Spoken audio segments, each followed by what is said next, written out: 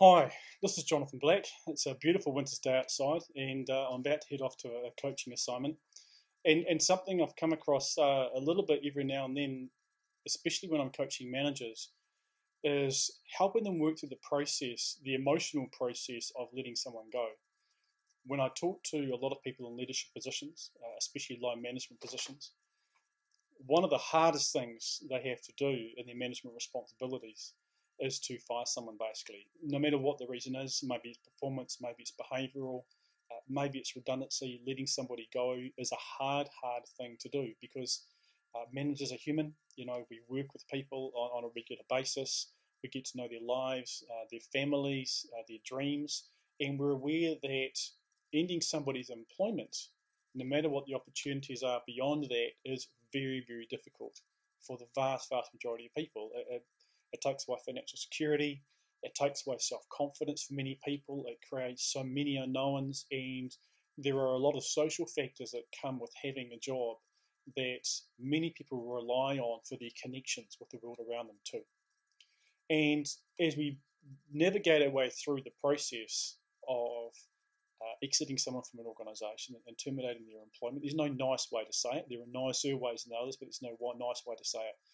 We often need a way that we can look at that process and look in the mirror and think, as a manager, I did everything I did. And one of the first recommendations I give to managers that I counsel and coach through these processes is making sure that we were sitting there across the table from someone telling them that their employment has come to an end, that we have done everything that we can do to make sure that that person has had the opportunity, the training, the information they have needed to be able to correct whatever they have needed to correct if there's something to correct. Uh, and there's a moral obligation, I think, in that particular regard, in the sense of no matter how difficult some of those conversations might have been, as a manager myself, how would I have wanted to be treated as an employee in terms of giving me the opportunity? And I think for many times, many employees who are let go struggle with that process in part because there were earlier opportunities to give them information by which they could have changed or become more aware of what was going on that might have actually changed the security of employment with the company they happen to be at. So, number one is making sure we have done everything we possibly and realistically can do to preserve that person's employment. Uh, Number two is being discreet. Now, that can come down to timing, it can come down to location.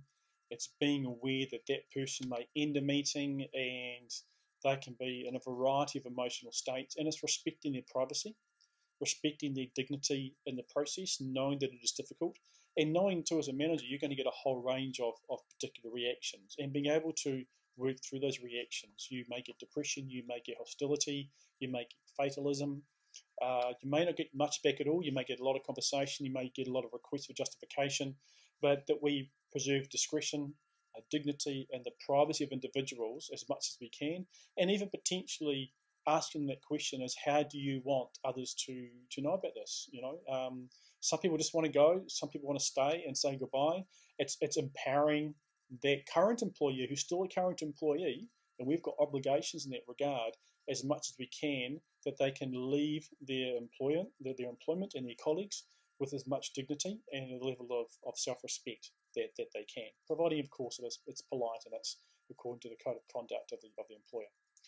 The third thing that comes to mind very much so is to make sure that if someone is exited for behavioural or performance reasons, they are told, even for redundancy reasons, they are told. That's very difficult for people when they end an employment and they're fired from that employment when they really don't know why, or they're given information and they simply don't believe it. It's not credible, and often it's because managers are unwilling to have the harsh words but the essential words, because if we don't give the employee that information, then effectively we are abrogating our moral responsibility and we're actually helping set up to fail, especially if it's something that will affect any future employer that they happen to have. The first tip I will often give, and the fourth tip rather, and probably the last one in this particular nugget, is to make sure that if we have the resources available to us, that we provide outplacement services and support for that current and soon-to-be former employee. That could be career coaching, it could be resume preparation, it could be interviewing skills. In other words, it's not simply saying, hey, thanks very much, there's the door. That there are services provided and offered. Now, those services won't always be taken up. Sometimes they'll be taken up with a degree of cynicism. But the point is that as an employer, have we done everything we morally feel is the appropriate thing to do to make sure that we've behaved with dignity and with respect towards someone who's going through some difficulty? And what have we done that can assist that person through what is a very difficult transition process?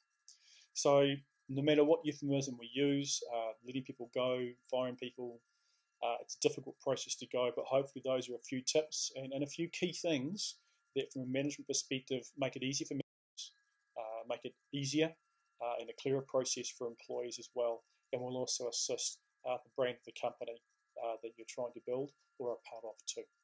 Thanks for listening. Take good care.